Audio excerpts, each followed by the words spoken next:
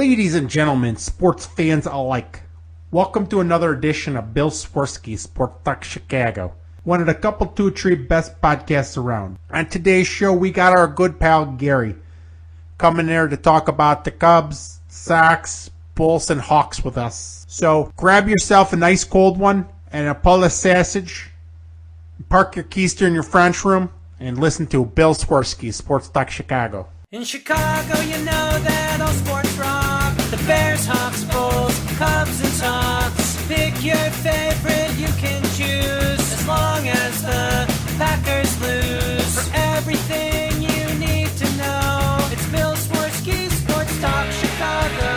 Bill Swerski, Sports Talk Chicago.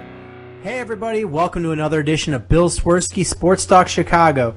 I promised this episode, but it's a little later than I expected, and I apologize about that because last episode was all Bears. I wanted to talk some other sports, so we're going to be talking White Sox, Cubs, Blackhawks, and Bulls, and even a little bit of Bears, but not much. So we're going to have Gary on the show in a bit, but first I want to start off by saying to check out our sponsor, the Rockford Ice Hogs.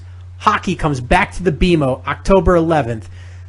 So get your tickets at icehogs.com and check it out. The new schedule is out. You can see all the games they're playing against some of their heated rivals.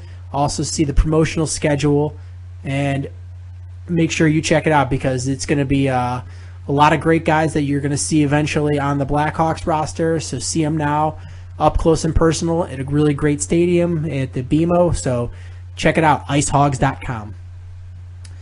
So, with that, let's welcome Gary to the show.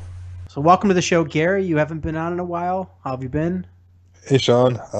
Been okay. I haven't been on, but I've been listening to you, so That's still keeping up. So, where do you want to start? I guess we can start with basketball, if you like. Well, let's start with sort of basketball. Let's talk about Joakim Noah and his throwing out the first pitch. Oh, you saw those things. You saw the video I posted on Facebook, huh? I did. That was terrible. Well, I give him some credit. He tried again and made it. He did. The second one was good. The first one, it looked like when they have like George Bush or somebody out there throwing and the 47 bounces before it hits. So the other video associated that was him actually warming up in on the concourse indoors at the cell to make sure he wouldn't bounce it. Yeah, it didn't work. I wonder if these guys have ever played baseball before. I mean, I guess. I mean, it's pretty like, come on, if you were put out there in front of, the 20 people, wouldn't you be a little nervous? Probably. Yeah. But I guess when you haven't thrown a baseball in a while, it is an odd object to throw. Yeah. I mean, if for example, I go, I play baseball, and every week when I start, throwing to warm up, it feels like jello when I start throwing. So I totally understand why people would throw the ball into the ground, would throw it away, would miss their target. Unless you do it on a consistent basis, it's kind of a crapshoot. Yeah, and it's funny because the nervous pitchers start throwing high, and nervous non-baseball players start throwing it low and bouncing it. Well, you know why that happens? They grip the ball too hard, and their release point is too late. So because of the nerves, but that's why. But yeah, it was. Were you at the game today? No, I was not. I'm surprised you didn't make fun of, or at least go along with my comment about the 20 people he threw in front of. Oh, I saw. The stadium was empty. Yeah, I blame the White Sox for that. Why you would have a game at 1 o'clock on a Thursday afternoon in September? You're not the Cubs. unless the White Sox are in first place, and even if they were in first place, they'd maybe fill half that stadium on a 1 o'clock Thursday afternoon. So, Well, just they don't make that schedule. That's Major League Baseball. oh yeah, then I blame the Major League Baseball.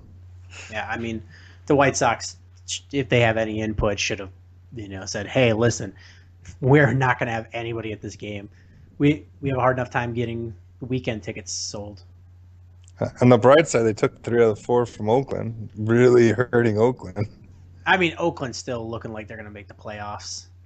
Really? Yeah. I wouldn't be too sure about that. I mean, if you look at the simulations, they're still at 95+% of likelihood of making the playoffs. Yeah, they just can't score runs, and that's the problem. Come last few weeks of the season, I think. Yeah, it is. But I mean, who cares? It's Oakland. Yeah, I mean, I don't know. You have, with how they played all year long, you have to kind of root for them and say, it's definitely a fun team to watch, and they made all the right moves at the trade deadline. To see them, it's kind of ironic. Them and the Tigers are both like barely kind of hanging in there, and Seattle really just needs to pull a string of wins together, and they would be a lock to have one of the wild card spots. But those are, anyways, Oakland and Detroit are the two teams that made the big impact trades right before the deadline, and neither looks very good right now. I'm going to put this out there right now. I'm rooting for a Nationals-Orioles World Series. I gotta root for Kansas City. I mean, I think that's one of the fundamental differences between a Cubs fan and a White Sox fan. Like, rooting for teams in your own division. I think White Sox fans would root for teams other than Detroit in their own division. And I mean, Kansas City is just so much fun. They have no superstars. They just go out and play hard. They've been doing it for years. I have to root for them. No, I mean, don't get me wrong. Washington, KC, here we go. I mean, I would root for Cincinnati or Pittsburgh if they had the chance to be in there. I mean, I'm not rooting for Milwaukee, and I'm not rooting for the Cardinals, obviously. Well, Milwaukee's just about done, aren't they? Yeah, they're done. But if Pittsburgh makes the playoffs, I'll be rooting for Pittsburgh as well. I just like the Nationals. I think they have a good ball club there and quietly just kicking everyone's butt. And the Orioles are the same thing. Orioles have such a really good team. It would be nice to see those two teams that don't get a lot of national attention get some attention. Sure. I guess the only difference is Orioles, their payroll is a little higher, so I would at least cheer for the Royals instead of the Orioles in that case. But I agree with you in that. I mean, I don't want to see if the Royals weren't in it, I wouldn't be sad either. Cal Ripken was my favorite player growing up, so it's kind of be nice to see the Orioles do something. But I just don't want to see like the Dodgers or the Giants or Seattle or Detroit. Why not Seattle though? That's interesting. By the way, we totally went the baseball route, even though it's a basketball, but that's okay. But why not Seattle? I actually like Seattle as a team. I think their pitching is amazing. I think they're fun to watch. I mean, their fans, I at least separate the baseball fans from the football fans, and their fans actually are pretty okay in my book. At least when I went there. I think Seattle's a fun team. Well, why not Seattle? I don't know. I have nothing against them. Because you don't separate baseball and football, do you? No. Oh.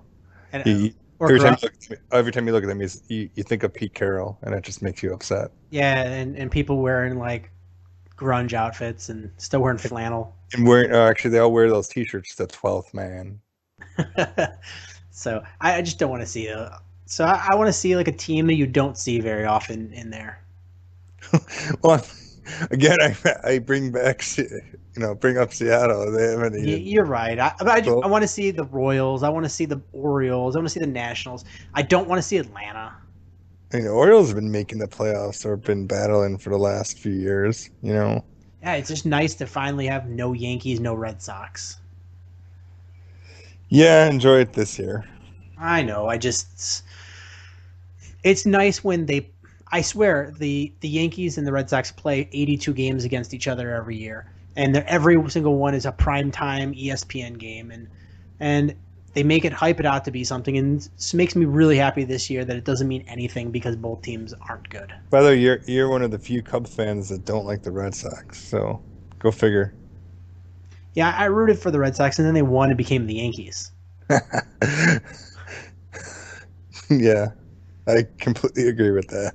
I mean, they were the underdog for a long time, and then they won, and I was like, oh, they became the Yankees. I'm done with them. I remember watching this documentary and with Dennis Leary and some other famous Red Sox fans. They were talking about how cursed they were and how, they've suffered through so much. And I remember watching that. This was before they won their championship in 2004. And I'm thinking, dude, there were two other teams that have gone through a longer drought than you guys. It's not the end of the world, And you should look at the glass half full. Your team, you have so many playoff stories. Granted, they suck, but at least you were in the playoffs. And I mean, it was the oh woe is me before they won, and then they won. And I'm sure I've told you this before, maybe even on these podcasts. And once they won, the entitlement came in, and they thought that they were the greatest thing since sliced bread. Which is what I fear about Cubs fans, by the way. That's the only. I hope the Cubs win a World Series because you, as my friend, I would want you to enjoy what I've seen. But man, I am worried that Cub fans would have the biggest egos whatsoever if they did. We would deserve it. It's been a long time. There's no deserving it. Come on, man. There's appreciating it. There's a huge It's let us revel in the glory. You should be honored alive and watch them. I'm not saying don't revel in the glory. I'm saying there's a difference between that and just being an obnoxious jerk. Oh, I hear you. I'm not going to be an obnoxious jerk, but I am going to be the proudest guy in the world. You're going to see me crying like a baby. Sure. And me as a baseball fan and as your friend would be happy for you. That's why I would want to see the Cubs win a World Series, is for you and all my friends that are Cub fans that have, waited just like I waited for so many years and have not been able to see, and you finally can enjoy that moment where the team that you've seen so many games finally wins. And I just think that when that happens, it's going to be great. But then the year after, that level-headedness of man, that just happened, and I'm so appreciative. I'm so happy that happened. Is it going to be there? And it's going to be the following years. Be like, we're the best. You suck. Especially me as a White Sox fan. I'm going to have to take a lot of that heat. I mean, I think that just happens. That's not unique to Cubs fans. That's unique to any team that wins the next season versus their rivals. I mean, you know how many times we've heard that with the stupid Cardinals? Agreed, but the difference is there's so many of you guys. There's so many. They're just, it's true. It's just louder. I mean, can you imagine how much crap every like Baltimore fan or Red Sox fan has when the Yankees White Sox won, you had to do with maybe 10 friends being like, haha, we won, right? Luckily, I was in Philadelphia, so I heard it from like 5, my sister and you, and everyone else got tuned out. I'm going to have to hear from 10,000 friends. I don't have that many friends, but you get my point. It's like, it's just going to come and come and come, and it's going to make me want to leave the city. And by the way, I was not like that. When the White Sox won, I was very appreciative, and I had no doubt in my mind that they wouldn't win again the next year, or they wouldn't win in my lifetime. My sister was not. My sister is a diehard White Sox fan, and she took every opportunity to rub salt in the wounds. Every opportunity. I went to the parade with a friend that was a Cubs fan. It was just something to be part of, and I mean, I would be happy for my friends that love baseball. I would not be happy for those people that are going to shove it in my face like I did something wrong by not being a Cubs fan. It's not the end of the world.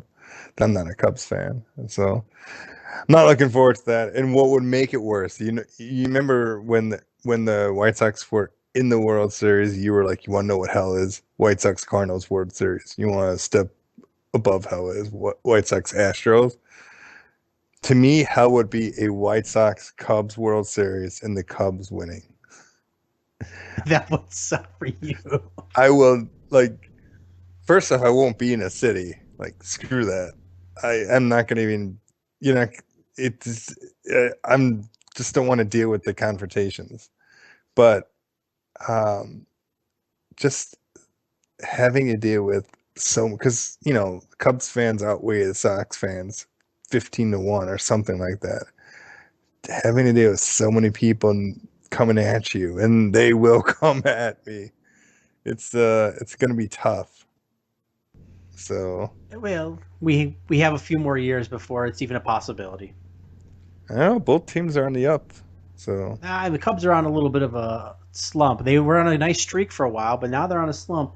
This past week, hitting hasn't been very good, and the bullpen hasn't been very good. Your boy Soler not hitting 580 anymore? No, he's still hitting well. He's still hitting right around 400, and this is now that, he's got Valbuena and Wellington Castillo's protecting him in the lineup. He's not seeing the same pitches that he was, but he's still hitting the ball well. Man, Baez is struggling though. Baez is struggling. So is Alcantara. They're both struggling, but that's to be expected, and they're letting him drown in those waters, and got to pull himself out of it. That's part of baseball. When you have a really talented guy, he can hit the ball. He can hit the ball. And when he's feeling it, he can hit it. What makes you a pro is being able to pull yourself out of a slump, because every great player is in a slump. Not calling Baez great by any means yet. Maybe one day. But in order, even the greatest players, though, they get in the slumps and they have to pull themselves out. Well, the best players are able to right that ship quicker than the subpar players. The way I see it, to go along with what we've talked about in the past, is one of the reasons why I'm a fan of bringing all those guys up is it's going to take a few years before they really hit their stride, and I think this is really good for Baez and Alcantara. I can't even pronounce his name. Alcantara. Alcantara. Right? Alcantara. Yeah. Okay. Anyways, that guy. They're going to struggle for a couple years, and you want them to get that struggling out before. A lot of Cub fans seem to think that as soon as they're going to get called up, they're going to be like superstars and be like Jose Abreu, and that's it, winning season next year. There's a lot of friends of mine that are thinking the Cubs are going to have an above 500 year next year, and maybe they will, maybe they won't, but it's going to take time for those guys to come into their own. Yeah, look at Rizzo. Rizzo hasn't had the best example. This year is his breakout year, and it's his third year. Yeah, and so it's third full season. So he's had to have time to get in his stride, and some of these guys might have a little bit quicker. Like Soler is doing very well, and I would expect Chris Bryant to come in and do better than Alcantara and Baez from the start. But Baez is a hit it to the moon kind of guy, and he's got the tools to do well. He's got that lightning fast bat speed, and so he can get the bat around, and you're not going to throw it too fast for him to hit it. It's, Yeah. he just got to He's going get. to throw it too high. He's going to swing and miss. Yeah, he just has to develop a better eye. I mean, Ted Williams, he is not. Well, he'll be fine. I think this is all good. I think next year is going to be another struggling year for the Cubs, but next year should be like the big push. I've been telling you like they should over the winter is when they should start spending some money because next year is going to be the big push in the positive direction. Yeah, So I mean, I think what they're doing right now is they are they are doing an extended training camp or spring training type thing, where they're seeing what pitchers they have and what they're looking like. They're seeing what these young kids are looking like in the when they bring them up and letting them struggle a little bit, and because it doesn't matter at this point. They're mathematically eliminated from the playoffs. All they can do is ruin their draft spots. So it's a thing where they're seeing what they have. They know what they have to go out and get. So if you have some of these pitchers that are looking better than you expected them to or worse than you expected them to, then you know, all right, well, we have to address this in the off season. If some of these young guys are looking like they're going to be good enough to be on the roster next year, then maybe that's another position you don't have to worry about filling. sure. So seeing as the season's almost over and all we have to do is watch bad baseball together. I was I was texting you earlier, and I thought it'd be cool to kind of come up with a little game, and it's more of would you trade between the Cubs and the White Sox. And I have a couple of trades in mind, and I don't know if you have any. I obviously told you the primary one, and like I thought it'd be fun for us to just discuss. Would you trade these guys for each other? I have a game for you as well. So let's play your game first, and then we'll play mine after. Oh, okay. So, so basically, just gonna list a trade between the Cubs and the White Sox, and would you or wouldn't you, and why? Okay. So, my trade would be Jose Quintana and LSA Ramirez for Starlin Castro. I'm going to say no. And why? Because I think they could get a better deal. Really? And why would you think they can get a better deal? Because I think they can package Starlin Castro with another guy and get a better pitcher. I think the American League has a real need for shortstops that can hit. He's proven he can hit in this league, and I think there's teams that would be desperate enough to trade for him. Even though in this trade I'm offering a shortstop that can hit and is probably going to win the American League Gold Glove this year. I still think they could do a better deal. I think you need a better top line pitcher, because the thing is, you don't need a shortstop. We only need a temporary shortstop because. And he would be, because he would be a free agent after next year. Yeah, so it's a 1 year rental, and we want somebody. I think we could get more long term value for Starlin Castro, because Starlin Castro has got several years on a team friendly deal. Whereas, here's why I would do that trade. Not because I'm a Sox fan, but from that perspective, from the team-friendly deal perspective. Jose Quintana may not be a number one. Oh, but he pitched well on Saturday against Cleveland. He is a number two. If you look at his stats the last 2.5 years, he's a legitimate number two pitcher.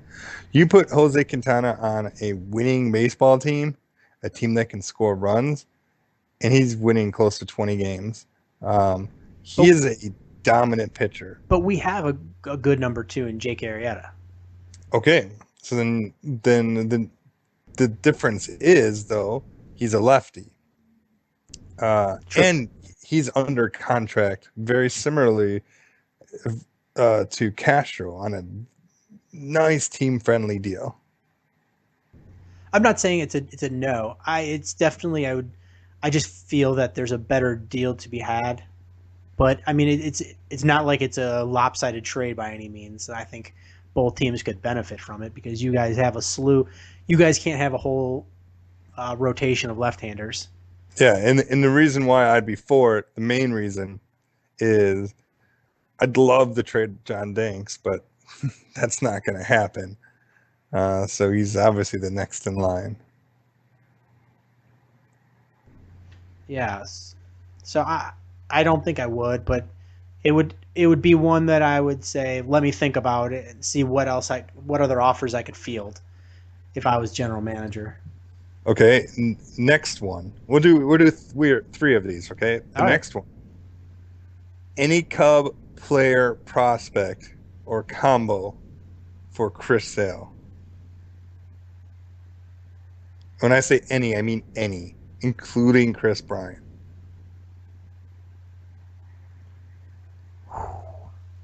So you would get to pick any one prospect and not any one or combo, just in general. Would you be willing to trade any piece in your franchise for Chris Sale?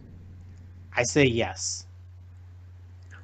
That's tough to say, is because you have no idea what the limit is for Chris Bryant in a everyday player versus a guy that pitches every 5 days. But Chris Sale's pretty darn good, and pitchers like him don't come around that often, especially with locked into a deal that's not a bajillion dollars. Yeah, I think you're silly to not take it because you, as good as Chris Bryant is, and by the way, Baseball America named him minor league player of the year. You don't know what's going to happen. He could come up, and just poop the bed. You never know. I mean, it's not very likely, but he could come up and never do anything. So I mean, Chris Sale has under a 2 ERA this year. I know, and he's so I would say yes. I would trade for Chris Sale. So I obviously wouldn't. I'd be pretty upset at the White Sox if they trade Chris Sale ever. I can imagine you would be.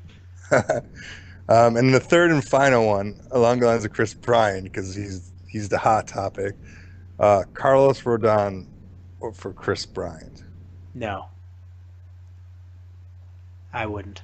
So you would rather have a top hitting prospect over a top pitching prospect. And the reason I'm saying this is because Rodon hasn't. They both have Boris as an agent. It's true, but we have a whole season of Chris Bryant seeing what he can do, and he's dominated at every single level, from single A, double A, triple A, and so you have a better resume to work with. And would you feel that way at the end of next year if Rodon continues the path he's on? We'd have to see what he does. I mean, if he is what they are expecting him to be, then I would make the trade. But you have to, just like with any prospect, you can't just be anointed. You have to earn it, and we have to see whether or not he has the cojones to put in the work and be able to do it when it counts. God, you get me excited about being a White Sox fan. Yeah, I mean, he's got a lot of good stuff, so we have to just see if he can put it together. Because there's been, I mean, remember that guy that many years ago that he was supposed to be the best pitcher ever, and the Yankees signed him. Isn't that every pitcher? Brian Taylor. Oh yeah, and I remember. And then, so, what did he ever do? Anything? Did he even pitch in the majors? I don't think so. Or who was the guy from the Padres who was supposed to be so great and never made it up? I mean, there's a lot of pitchers that never made it for whatever reason. But no, I agree with that. It's definitely that goes with my saying with players in general. It's like, until you prove to me that that you can play at the majors and sustain that level of play at the majors. It's you could be the best prospect in baseball. It doesn't mean anything. Yeah, it's gambling. It's basically gambling, and you have to with the salaries and things like that, and the new rules for getting draft players and things. It's you have to be willing to gamble in order, and you have to be good at gambling to have a legitimate contender. Is you can't just not everybody can be the Yankees and the Dodgers and just pay whoever they want. You have to. Most teams have to be able to. And the Tigers and the Red Sox. Come on, don't just limit to 2 teams. I'm not in the Angels. There's a handful of teams, but most teams are not those. I mean, the Pirates can't do that. They have to, if they have somebody that's really good and they have an offer on the table that they can see being much better for them in the future, you have to gamble on taking it sometimes. Sure. And it goes to the trade that you offered with Carlos Rodon for Chris Bryant.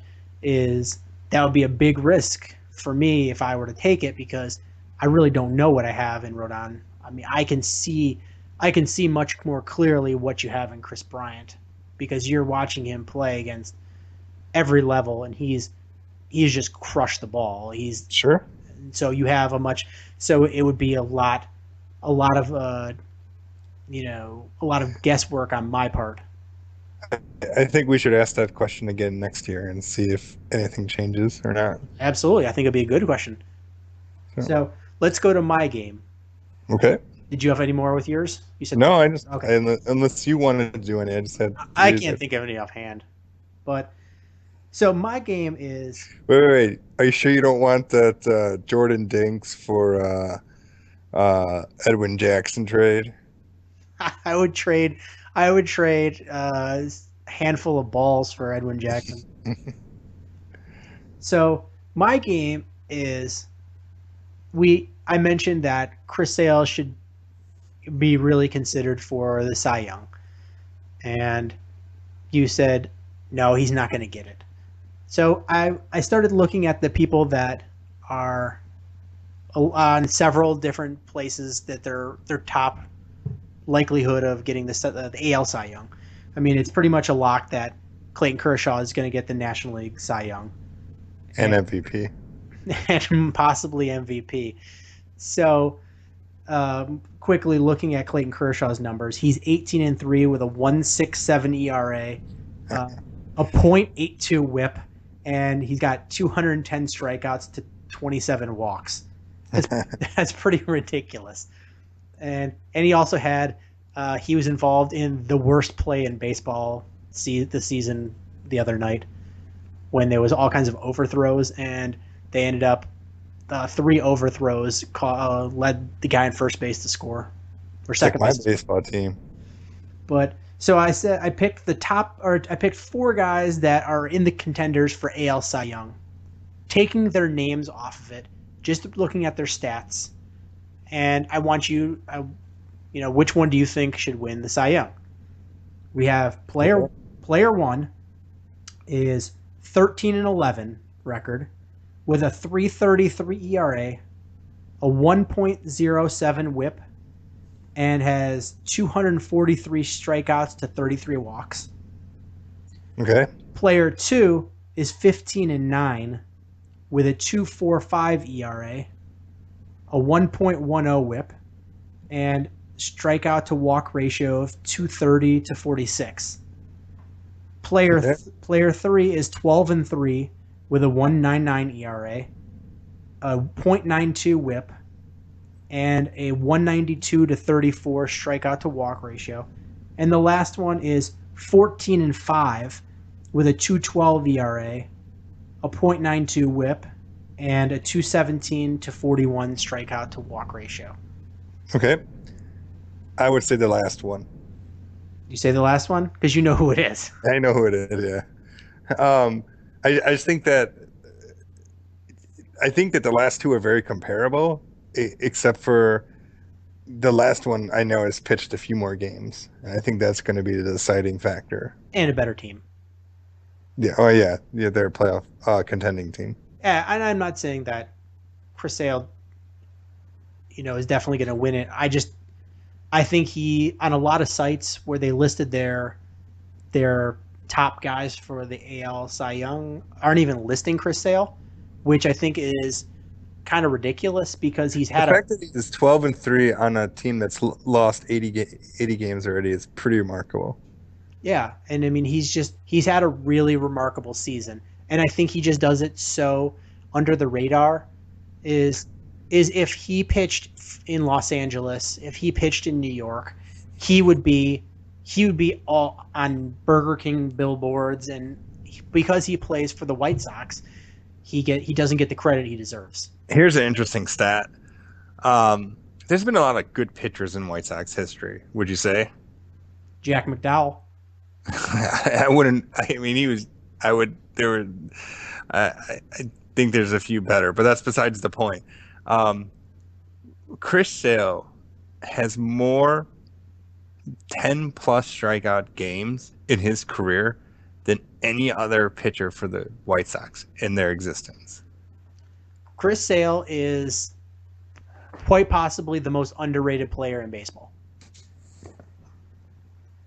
I would agree with that.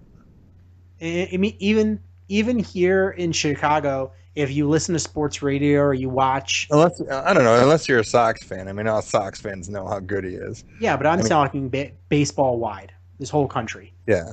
Oh yeah. And he's the second best left-handed pitcher in baseball. Second best pitcher in baseball. But even if you are watching Chicago sports,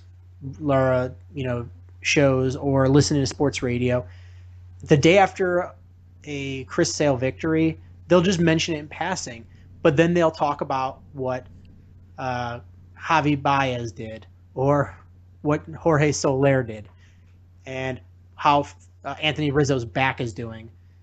And they completely just gloss over the fact that Chris Sale just pitched 8 innings of one-hit baseball. I think that'll change because, this city loves Mark Burley and he got a lot of press.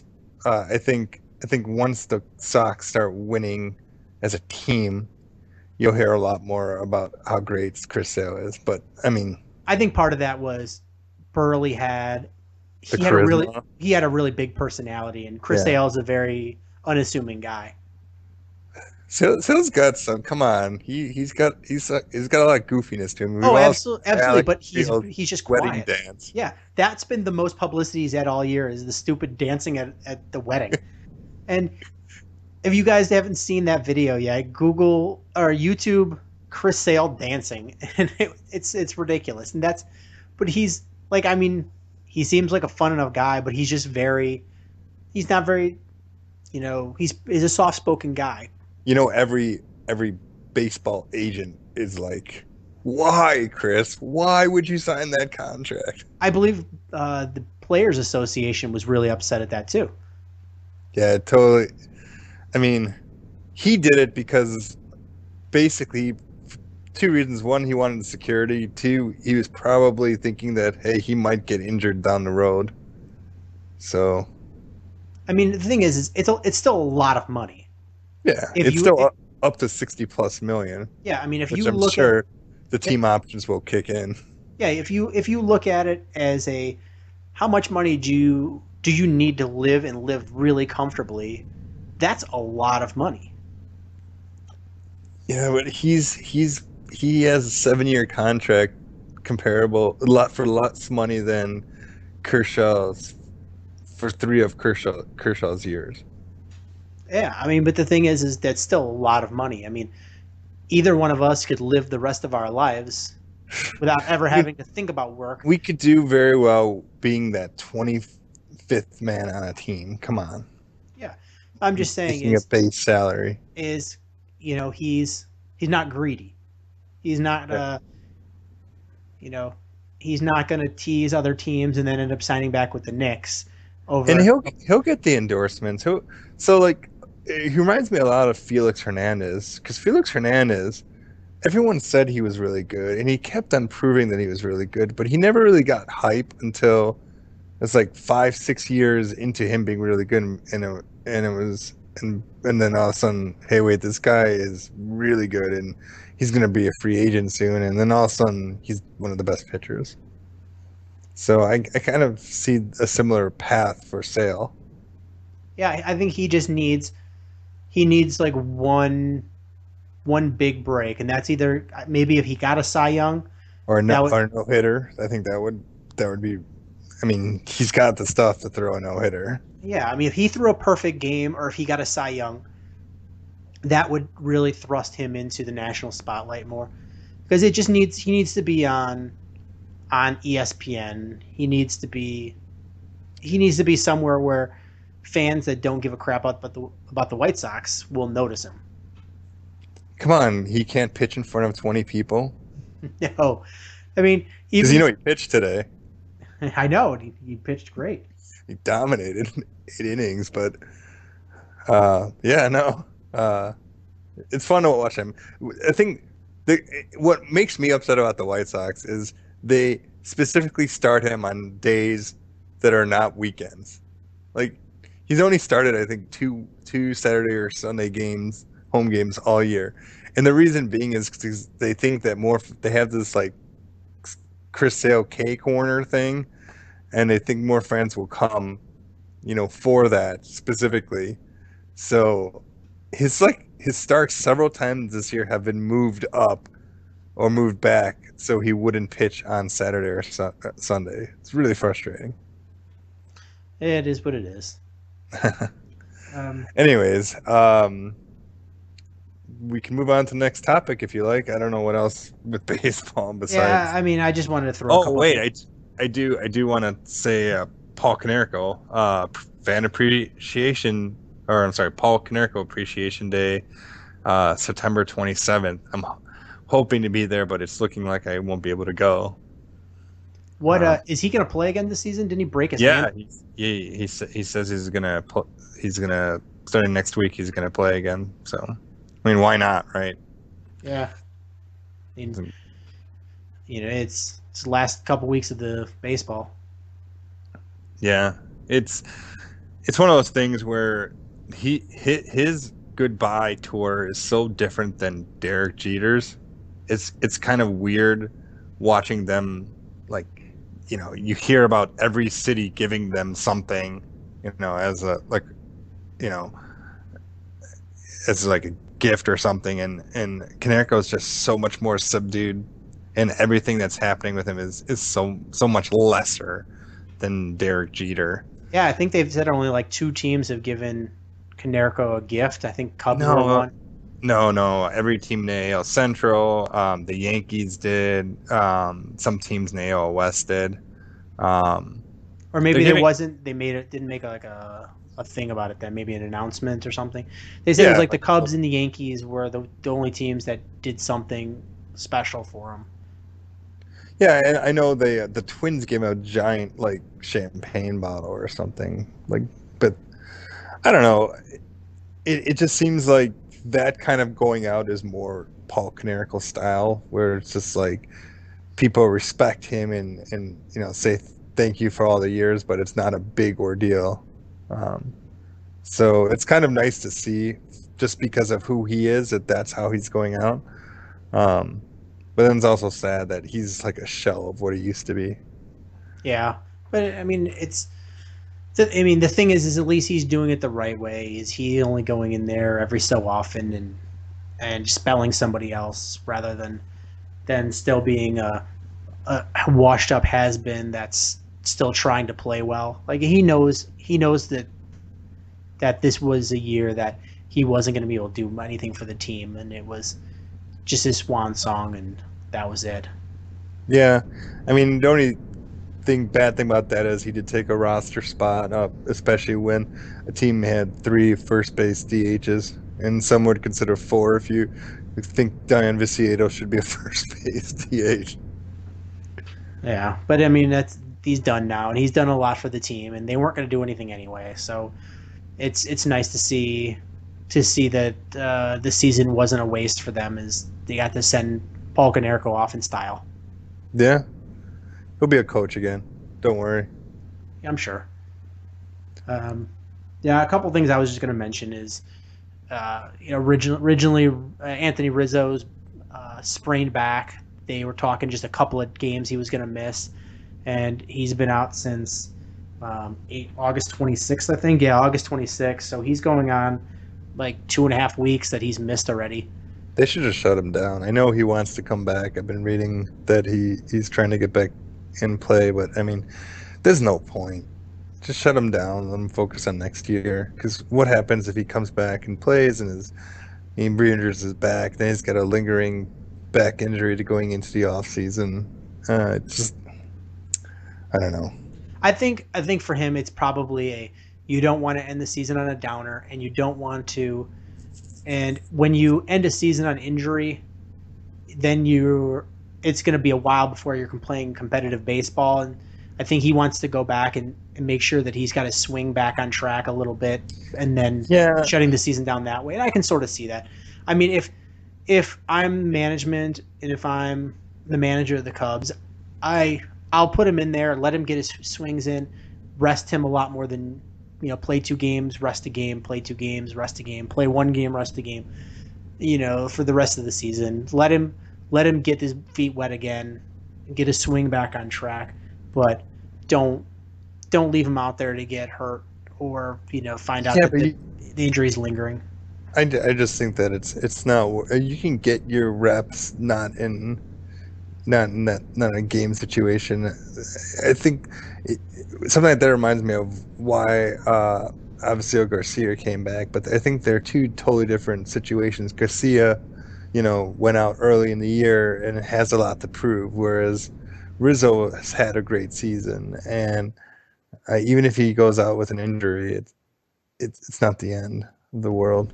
No, it's not the end of the world. I think it would mean a lot to him that this was a really great season for him, and to be able to finish it out and get his swing back and after an injury.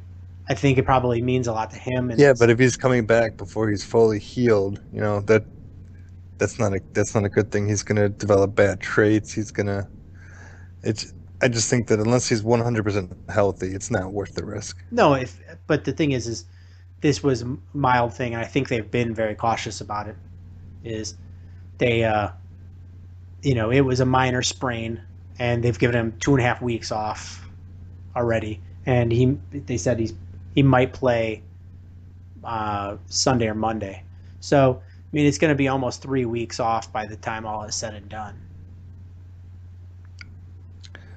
Oh, there's only 2 weeks left in the season.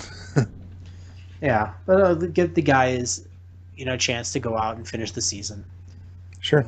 The other things I was, going to say is the pitching for the Cubs it's been a little spotty over the past 2 weeks, and the hitting's been really atrocious. Other than Jorge Soler, it's just been non-existent.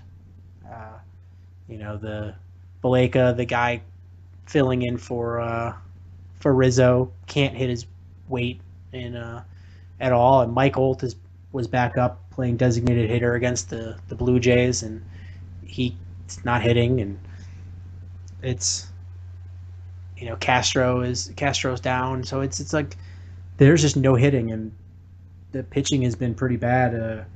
Jacob Turner had a bad game with 6 innings pitched against the Blue Jays, and he gave up 7 hits and 4 earned runs, and then Straley, one of the guys that came over in the Samardzija trade, pitched 1.2 innings, and or 1 2/3 innings, and he got rocked for 3 runs. Travis Wood pitched an inning and 2/3 and gave up 7 earned runs against Pittsburgh, bringing his ERA to over 5 for the season. So it's been a rough week for the Cubs pitching. So sounds like they're packing it up already. Yeah, I mean, Travis Wood has had a rough season all year, and I mean, even Kyle Hendrick. The only one that's had a good game all week is Arrieta. He's just against They ended up getting rocked that game, but it wasn't him. He pitched 6 1/3, gave up 2 runs, and it was the bullpen came in and just imploded. Yeah. So it's Don't worry, Sean. Only a few more weeks. We're both we'll both be able to take a deep breath and be like, okay, let's look at next season. yeah, it'll be nice. So you wanted to talk about basketball. Sure. So what did you want to talk about? Did you watch today's? Well, there's two things. One is USA looks real good. The other is I'm so disappointed that Spain lost. I was really looking forward to a USA Spain FIBA finals, and Spain lost to France, and it's kind of depressing. Yeah, there was a lot of upsets in there. Well, I mean, Nene lost. yeah, it was just that was the big one. Like, I thought if there's any team that had a chance of beating the U.S., it would be Spain, because Spain looked really good, and they have a really good NBA roster type team. Yeah, they got several NBA players, and they've got guys who are Big and good. Yeah, big and good, and talented enough to play in the NBA. Yeah, and you look, I would take the Gasol brothers and Serge Ibaka and Rudy Fernandez and Ricky Rubio as a lineup any day. So You'd win a lot of games that way. yeah, so I mean, Derrick Rose is fine. I'm kind of tired with the media just kind of being like he's not back yet. His role isn't as a starter, but he's got the explosiveness that everyone talks about. His 3-point shooting has not been well, but to be honest, when has it ever been good? I think he looks in good form. Everything that I would expect for him to get out of these championships, he's getting. So fortunately, Kyrie Irving looks real good. So that kind of looks to be some problematic during the season. I think the big thing for me was that Derrick Rose got some soreness and some stiffness in his knees, and he played through it. That was a big one for me, is because when you come back from the really bad knee injuries, is that you're not ever gonna feel 100% in the first year back. It takes time, and structurally it may be fine, but you're going to get some stiffness and some soreness, and it's going to be mental that you have to work through, and he's working through it.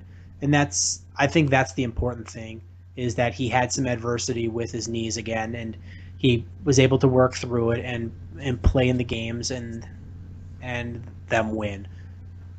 Sure. But can't wait for the season to start. I got my digital tickets today, which is really annoying. Very annoying. I've been a season ticket holder for 12 years now, and every year I get these really nice big giant stubs that have all the 6 trophies on them. It's just really nice tickets. And this year they went away with the ticket stubs, and everything is digital. And you can download apps for your iPhone or Android phone to view them. And of course, I don't have an iPhone or an Android phone, so I have to actually go to the website and view them when I go to games now. So not entirely thrilled about any of that. Yeah, it was really annoying because I've never been a season ticket holder, but I've been to your house a lot of times, and I see the tickets, and they're really nicely done.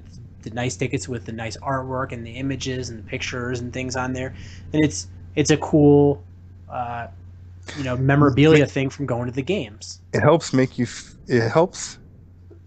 the idea of being a season ticket holder feel like you're, not to make it sound like this, but make it feel like you're better than the average person who buys tickets because you have these special tickets. Yeah, and it was kind of a cool thing, and to go digital. I mean, I saves them a few dollars here and there, but I, I just don't see it. I mean, did they mention anything to it, or is they just suddenly the digital tickets show up?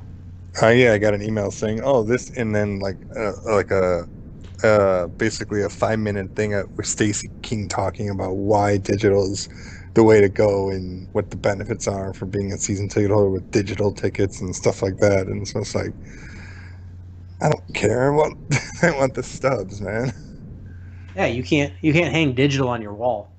Yeah, yeah. I know. I used to collect ticket stubs, and for a while it was a big deal to me. And like, now if I still did, I'd be more upset because you know what am I going to print it out on a paper and like save that as a as a keepsake. It sucks, but whatever. I get it. But anyways, And what was the other thing you wanted to talk about?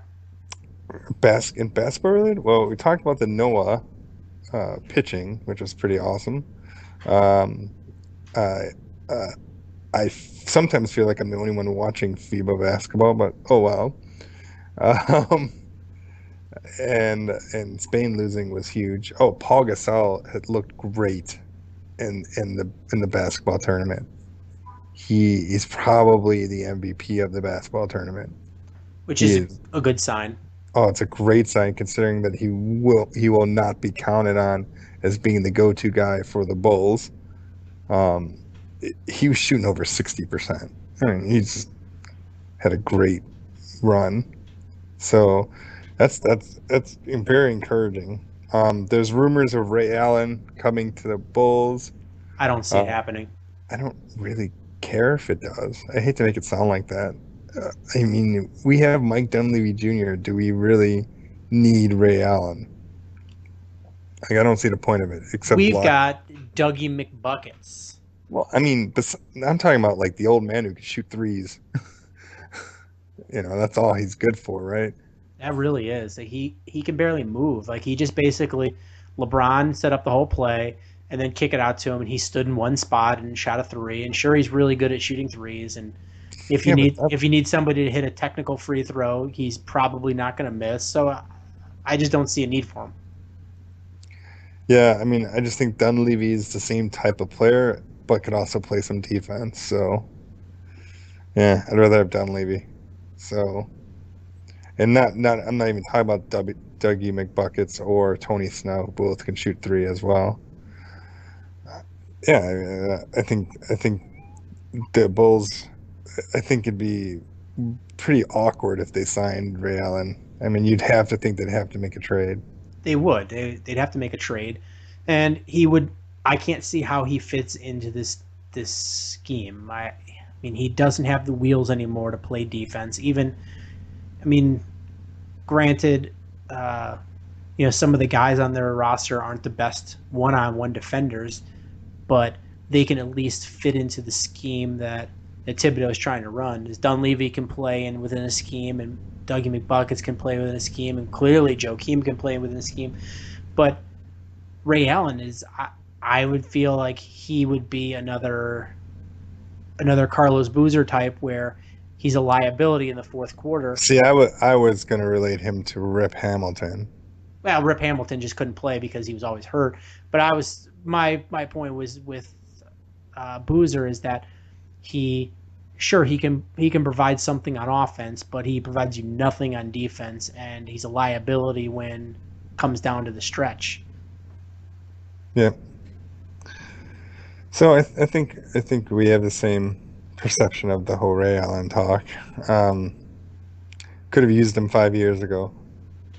Yeah, 5 years ago it would have been a great deal, but now I just can't I can't justify it by any stretch, especially since you have a really good team, and he's not the. If you think there's pieces missing for this team, Ray Allen is not the piece that you're looking for. Sure. So, in other Chicago-related NBA news. The only thing out there right now is Danny Ferry being a piece of garbage. I just read that quote on the L ride home today. I heard the buzz about somebody said something about Luol Deng, and I didn't. I haven't been in the loop as much. But the NFL season starting, and on my L ride home, I read the quote and I was like, "Holy crap!" So somebody really said that. And Luol Deng was his entire time as a Bull was a class act, and his response to it was continued that.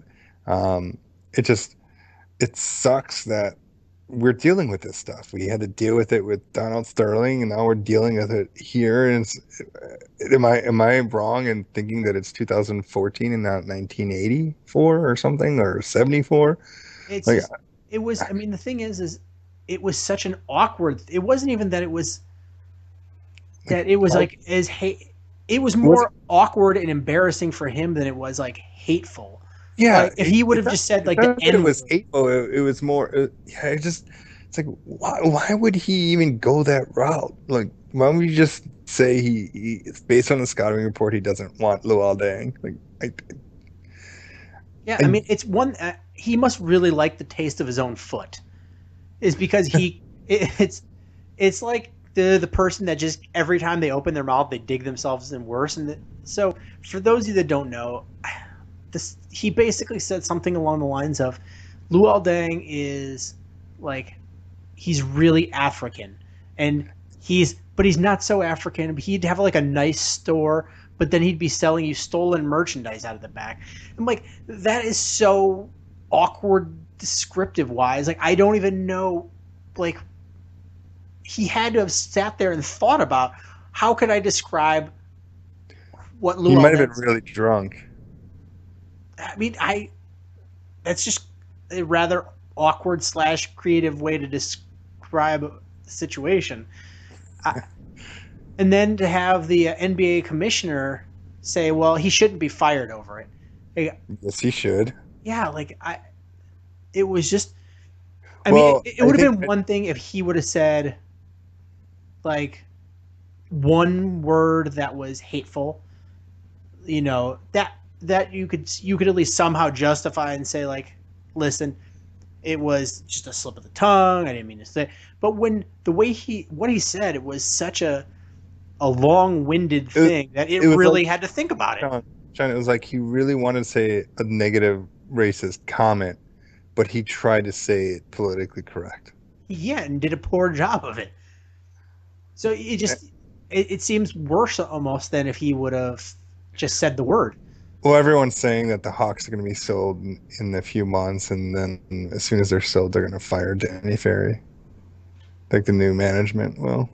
Yeah, I didn't read why Adam Silver came out and said they should fire. Yeah, I don't know.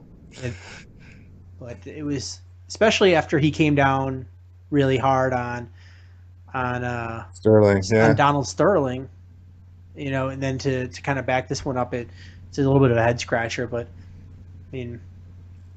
So, change the subject, I guess. Speaking of bumbling commissioners, I wanted to. I know this isn't fully Chicago sports related, but I wanted to have a laugh with you about the great NFL commissioner, who, by the way, makes $44 million a year to make the decisions that he makes. Yeah, Roger Goodell needs to go, and couldn't believe when I found out he made $44 million. Yeah, he makes a lot of money. Man, I've never been the guy that's like, oh, I hate Roger Goodell. I want him out. I've never been that guy. I've always been indifferent. I didn't think he was a great commissioner, but I didn't think he was a terrible commissioner. I just was indifferent. But this situation, especially with where the NFL is at and some of the things that are nipping at its heels, is Mark Cuban said that the NFL is going to be something that it blows up on its own. No sport's going to catch up to it. It's going to blow up on its own. And I think there are definite chinks in the armor, and a really good commissioner, a proactive commissioner, should man up and face those things. And because you want this league to keep being a financial juggernaut for the years to come, and he's not doing that. So you already have the concussion issue, and that's a big albatross for the league. But then you have this Ray Rice issue that should have been a no issue. It should have been, this guy did a really heinous thing. Let's come. I'm already known as the guy who hands out harsh punishments. I'm going to hand out harsh punishments. Josh Gordon for a year for smoking weed. I mean, to be fair, the Josh Gordon thing was part of the collective bargaining agreement. Is he had failed X number of tests, so he had. Sure. So that was more of a procedural thing than his random punishments. But to go 2 games for a guy knocking his fiance out with a fist, and that just sends the wrong message to everybody. That just says that your punishments are arbitrary. That says you don't care about women.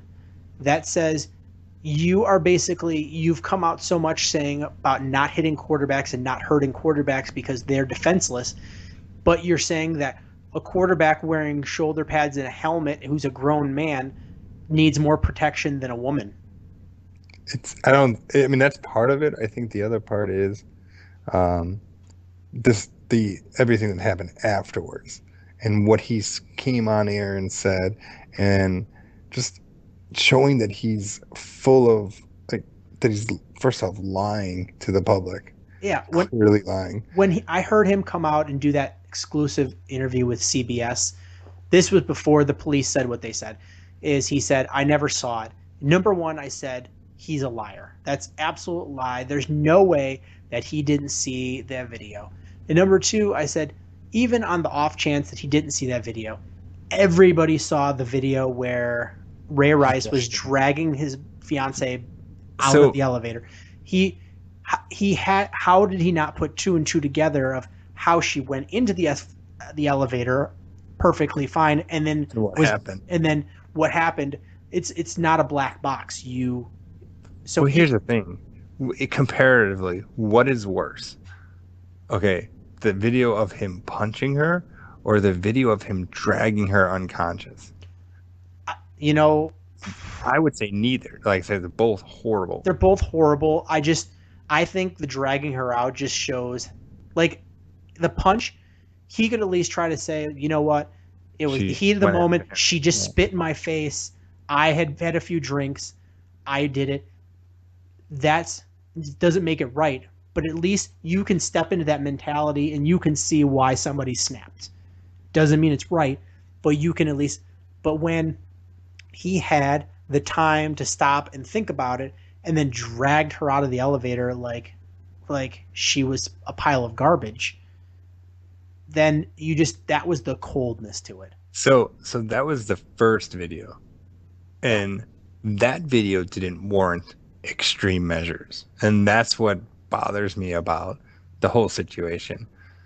And I think personally, it's awesome. I think it's hilarious that Goodell did what he did, that everything is coming back and being thrown in his face, and everyone is turning against him except the NFL owners, of course, because they all want to keep him because they're making a ton of money. But it's something that's not going to go away. I think he's going to have to resign. I think so too. And the thing is the NFL is going to make money with another commissioner. It's not like this is the only commissioner that can make money for them. And it's going to be a weird transition, but he's just got to go. He basically lied to everyone's face. And what he did was he didn't deem this as that big of a deal. He had to give some sort of punishment. He gave a minimal punishment of 2 games, and he thought that was all done with it. And TMZ comes out and shows the video, and suddenly he goes, "Oh crap! Everybody saw how brutal this is." Then he pretended like he didn't see it. So he's definitely a liar. now it's fact that he lied, that he didn't see it, but he's just backtracking now, and because he knows he totally was in the wrong and he made a wrong choice, and everybody's calling him on it. And he still won't admit that he was wrong. Yeah, he won't admit that he was wrong. And either that, or he is absolutely so ridiculously naive about what domestic violence looks like. I mean, did he think it was a pillow fight that knocked her unconscious?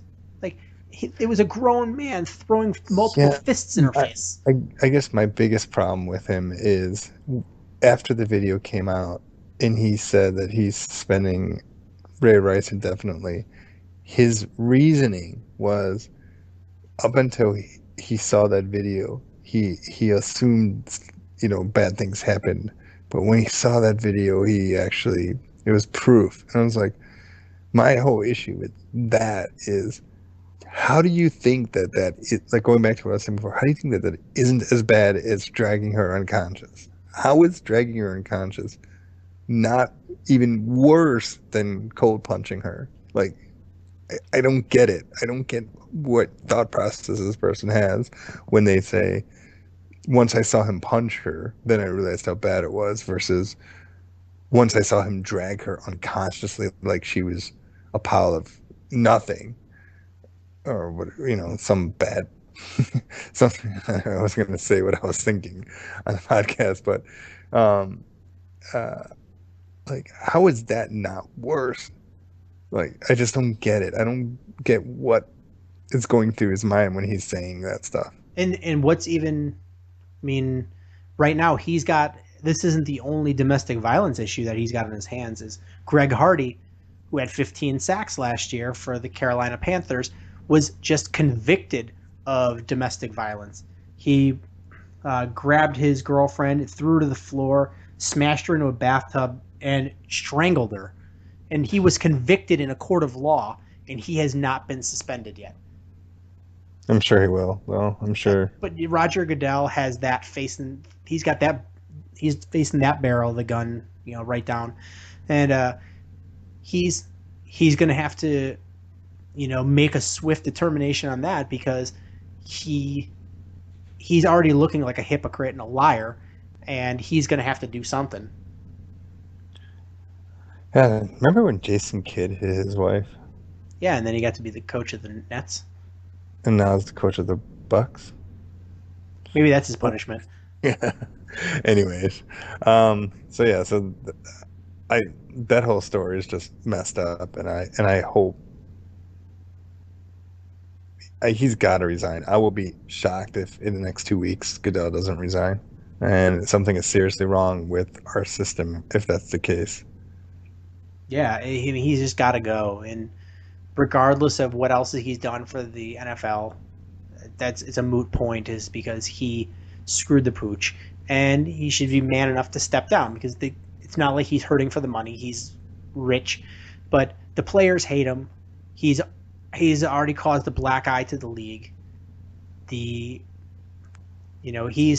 Well, the owners haven't turned on him yet. As soon as the owners turn on him, then you'll see the dominoes fall. The owners have been coming out supporting him.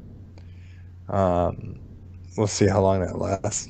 They supported him before the police came out and said, "No, we have audio proof that not only did we send over the tape, but that the NFL received it." And now they have a former FBI official doing an investigation. And when this investigation comes back, I think that's when you're going to get the everything come crashing down.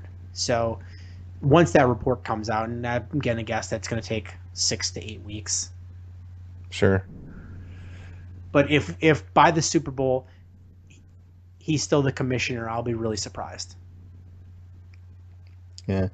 So I guess to end with, I didn't know if you wanted to talk Bears. I'm sure you're pretty bummed about Sunday. Yeah, I feel like I've talked ad nauseum. I did a show on after the game, put that up, and it was not a good game. I mean, it seemed like the defense didn't fix any of the problems from last year. and the offense had some injuries and some penalties and some odd play calls when I felt like they were confidently moving the ball up and down the field. I felt like Mark Trestman in some of his play calls, he had huge mismatches with his tight ends against Buffalo's defense. Yeah, they were. I mean, Bennett had a great day. It wasn't even just Bennett. It was Rosario had a good Rosario as well. Is when they would put a linebacker on him, they were too fast for the linebacker. When they put a defensive back on, wasn't big enough to stop him, and they were just picking up yards in chunks. And the same thing with Matt Forte, is running him behind Kyle Long, and having him with screen passes and little safety valves. They were just, he had 200 yards, almost 200 yards all purpose. So they were just, when they needed more yards, instead of going to that well continuously like a Bill Belichick would. Bill Belichick, if he had a tight end that was just burning their defense left and right, he would run that play every single time until that defense figured out how to stop it. And I think Mark Trestman sometimes wants to be smarter than that and keep you guessing rather than just keep ramming it down your throat. And it cost them a little bit. Do you think the injury to Jeffrey really hurt them? The one play it really hurt them was it was after the play in the end zone where they didn't call a pass interference, which I agree with. It wasn't. It was on the last Bears drive where they got the field goal. They threw a pass that would have been a first down right by the goal line, and Santonio Holmes got held really bad, and they didn't call a penalty. It should have been a holding penalty, 5 yards, automatic first down, and fresh set of downs for the Bears. And Santonio Holmes wasn't able to catch the ball because of really bad holding that they didn't call. And if Alshon Jeffrey would have been not hurt, he would have been in the game. That would have been his spot and his ball. And I think he was big enough, strong enough to be able to take that and make the catch anyway. And regardless of them, the referees blowing the call. So I think that's what really cost them. It's hard to replace Alshon Jeffrey. Santonio Holmes is a good wide receiver. He's a little old, but he's not Alshon Jeffrey and doesn't have the physical tools that Alshon has. Do you think Jeffrey's playing on Sunday? I don't know. I'm going to assume that Brandon Marshall will play. But I don't know about, Josh Morgan didn't practice. Brandon Marshall didn't practice. Alshon Jeffrey didn't practice. Only Santonio Holmes practiced. So I'm going to guess Marshall plays. I heard they brought back Chris Williams, the wide receiver they cut. So we'll see.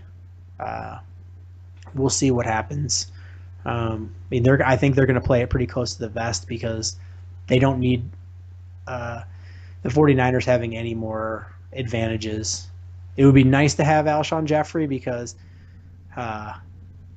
the two starting cornerbacks from the 49ers got knocked out of the game with injuries last week. I think one concussion. I don't remember what the other one was, but so they can be able to take advantage of that. Because if the Bears have any chance of beating the 49ers in San Francisco, it's going to be scoring a ton of points. And you know what? As much as I do not think the Bears will win, it would not surprise me if they won and then come back and lose against the Jets. It's just sad because if they start off 0-2, that makes Game 3 of the season a must-win game.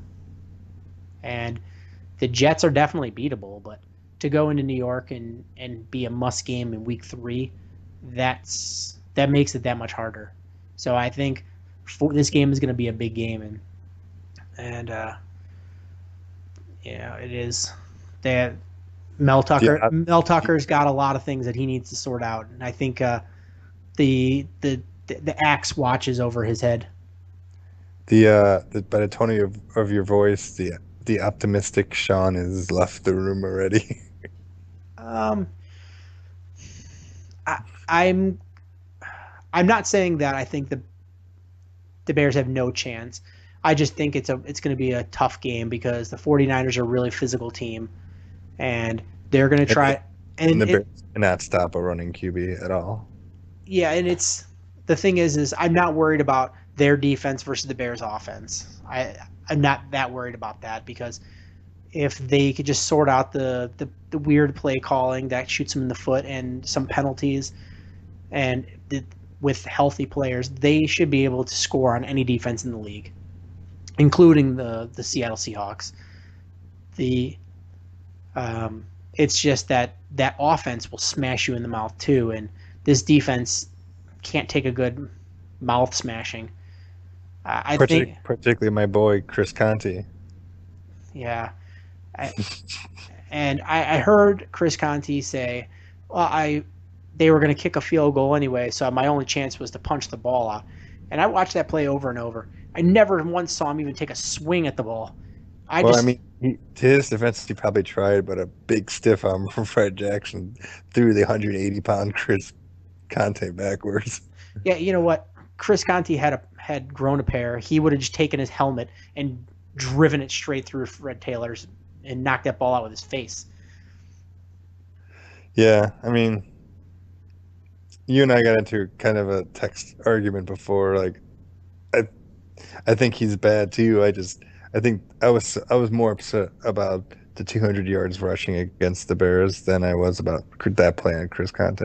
I mean, I guess why I'm so upset with Chris Conti is he was so bad last year, and the Bears had the offseason to upgrade. And I felt there were better options on the team, and apparently the Bears did not. So they demoted Danny McCray, and they demoted Brock Vereen, and they cut Adrian Wilson. I think Ryan Mundy played okay. Yeah, Ryan Mundy. But I thought Danny McCray played well when he was in there.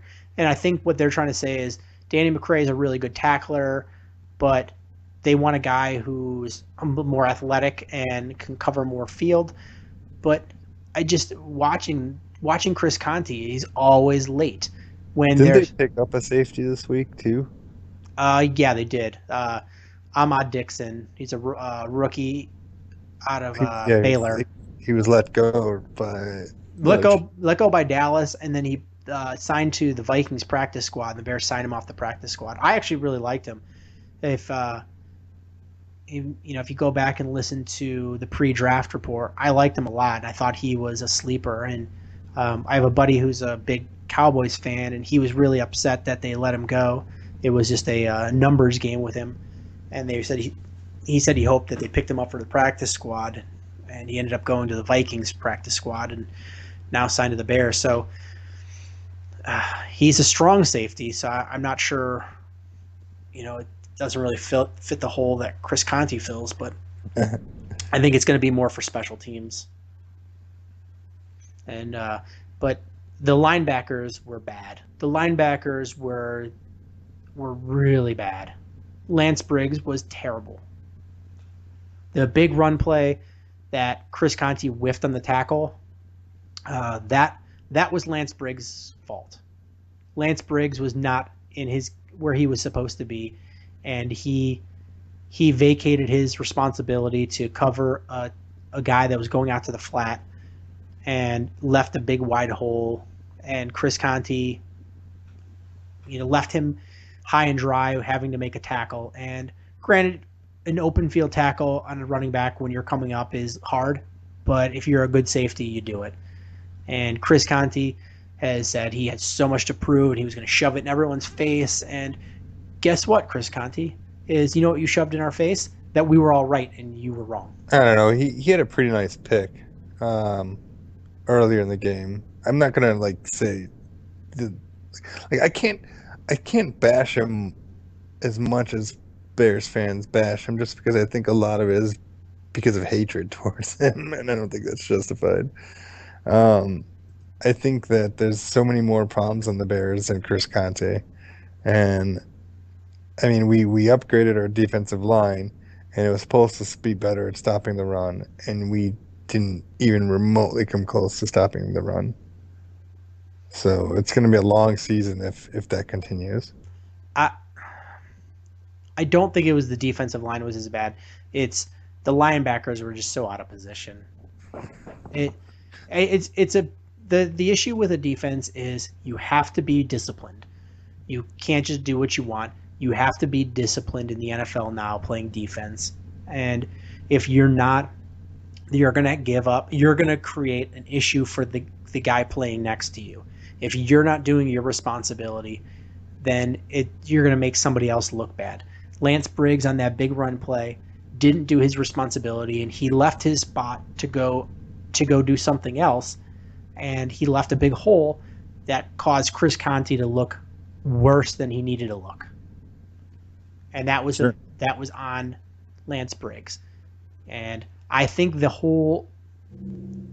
want to say there was only 7 tackles by the linebackers.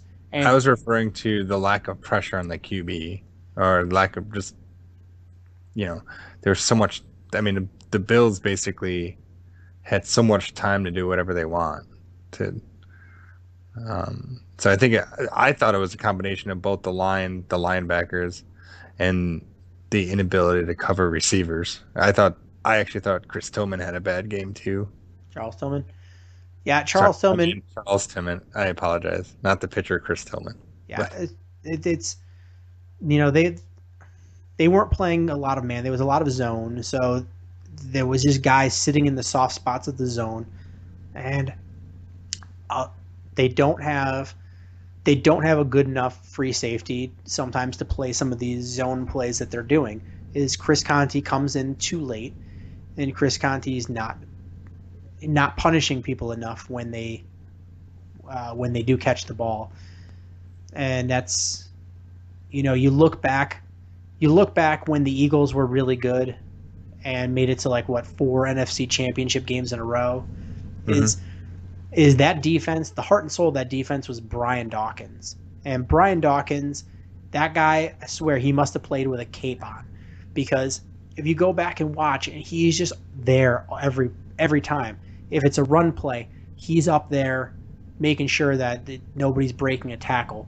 If it's a cornerback gets beat out by a step going long, he's over the top, and when that ball comes, if that guy catches it, he's making a spectacular catch because he's got Brian Dawkins all over him. But more than likely, Brian Dawkins either smashing him in the mouth or knocking the ball away. And it's a guy like that is, sure, if you have pressure on the quarterback, you can make your safeties look better. But if you have a really good safety, and he makes the quarterback's job a lot harder, and it gives the line a lot more time to get sacks. So basically what you're saying is, in the Bears case, it's everyone at fault. Yeah, there's a lot of fault to be had, and it starts from the top down. Mark Trestman needs to be more hands-on with the defense. Mel Tucker needs to not be Mel Tucker. Lance Briggs needs to know his role, and I honestly feel like partially he's lost a step due to injuries and being old, and I think part of it is he doesn't trust all these players, so he tries to take on too much, and it's backfiring. I feel like they're misusing Jared Allen and not utilizing Willie Young enough. I thought Willie Young had a really good game. Yeah, he did. And I think you need to spell Jared Allen a lot more. He still can be a really productive player, but I think you should only be playing him 65 to 75% of your snaps. So you need to rotate Willie Young in a lot more. Jay Ratliff looked good. The linebackers, Bostic probably looked like the best out of their linebackers in that game, and he didn't look that great. So you need to think about starting him over DJ Williams. And the safety play, is I think you're better off putting Danny McCray out there, because Danny McCray is a much better tackler, and I think you need that. I think that's more important to you than any sort of athleticism that Conte might bring. Well, we'll find out on Sunday. It's an evening game too, right? Yeah, unfortunately. Hate night games. I just remember last time I was in Nashville. The last time the Bears played San Francisco, and they got, and it was a Sunday night game, and they got, or maybe it was a Monday night game. I don't remember. They got crushed. It was Kaepernick's coming out game, if you remember that. I do remember that, and that was a rough game because they talked about how the Bears were going to eat them alive because he was a rookie quarterback. Well, Cutler was injured. Campbell was starting and had about 6 total yards or something. It was a bad game all around. So, well, thanks for being on the show, Gary. thanks for having me. So it's always great having Gary on the show, and we really like when he's on. It's a good time. Gary's one of my closest friends in the world, so it's always good to chat sports with him. And before the show even existed, this is basically how our conversations went. Sometimes via text, sometimes via phone calls on the way home from work or wherever we were, and it would just be us arguing about stuff or posing weird questions and things like that. But it's always great to talk sports with Gary. He's always got a interesting point of view compared to mine. But one last thing I wanted to talk about is we haven't talked Hawks in a while. We're 2 weeks out from training camp for them, and they've announced that we already knew that they were playing in the Winter Classic against the Capitals, but now we know it's going to be at the Nationals Park, which is where the Washington Nationals play. So it's going to be at a baseball stadium. So that should be a blast.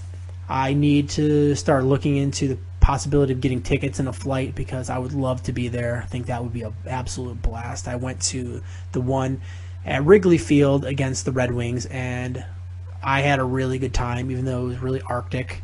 I think it'll be much warmer in D.C., so I'm going to have to look into that. Any of my listeners that have ticket hookups, let me know.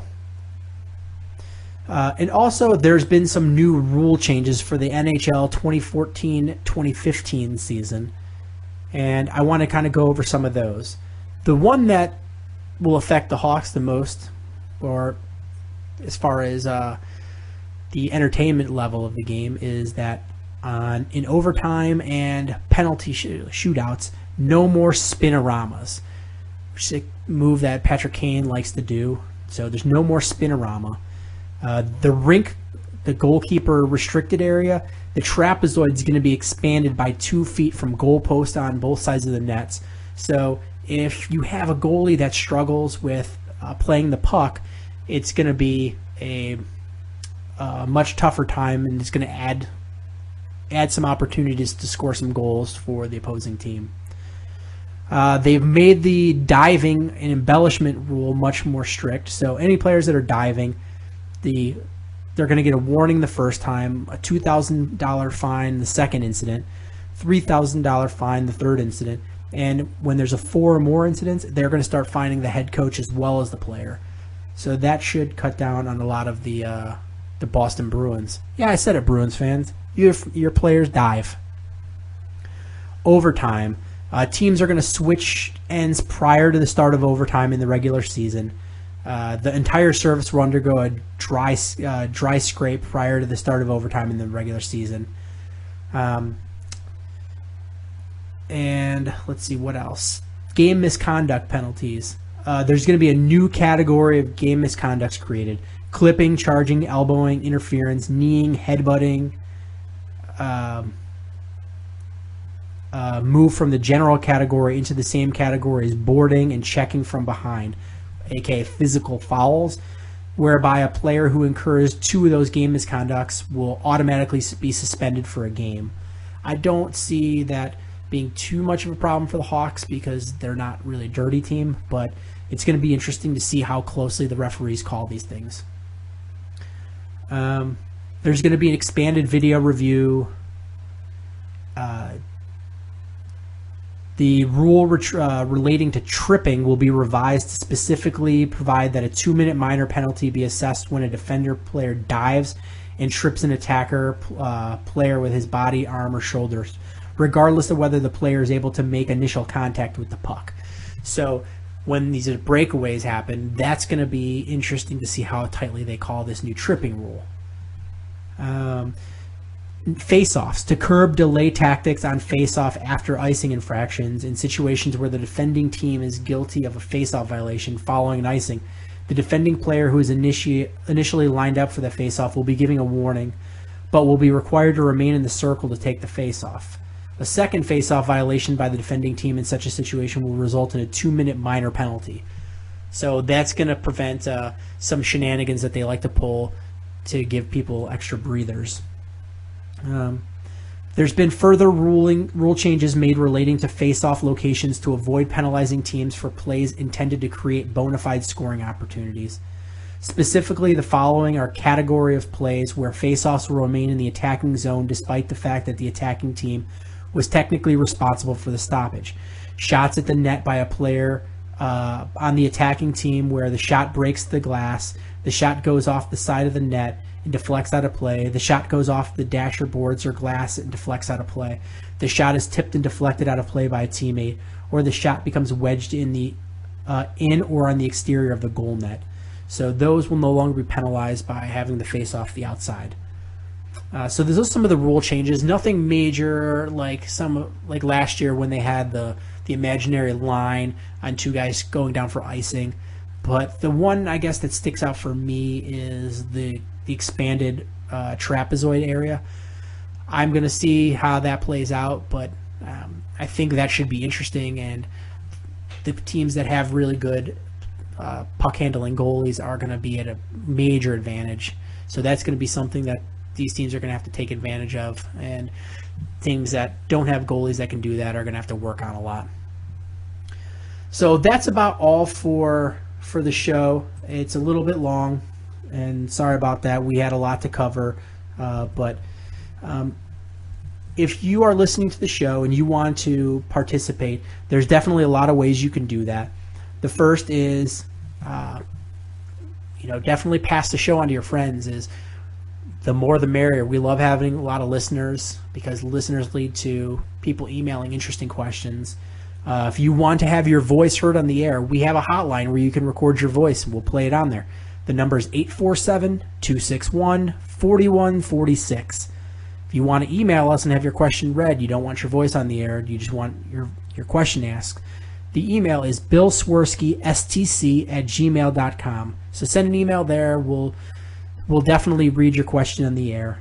And also make sure you subscribe to us on iTunes. So if you listen to it on iTunes, subscribe. You'll get the show sent to your inbox or whatever every single time the show airs. You don't have to worry about checking for it or seeing when we update shows because we aren't as good as doing it at a consistent time because I have a lot of other responsibilities as well. So this way you'll know exactly when a new show airs, as they'll alert you. And if you are so inclined and you're a lovely person, please leave us a review. 5 stars would be amazing. When you add 5 stars in, it kind of bumps us up into the search engine and makes it easier for us to find, which means more people listen to us, which means we do more shows. And also makes my ego feel better because sometimes I wonder if you guys like me. With that, I'm going to sign out, and until next time, bear down. Thanks for listening. Cubs win! What a lucky break! The good Lord wants the Cubs to win! We thank Ditka and God for all they have provided. Cubs win! Cubs win! Cubs win! Oh, I don't want her. You can have her. She's a Packer fan. She can't fit in my van. And she looks like Remember, New Yorkers, smoking crack is not legal on planes. Bears 31 to -7. The Bears! Oh, when the Bears go bearing down.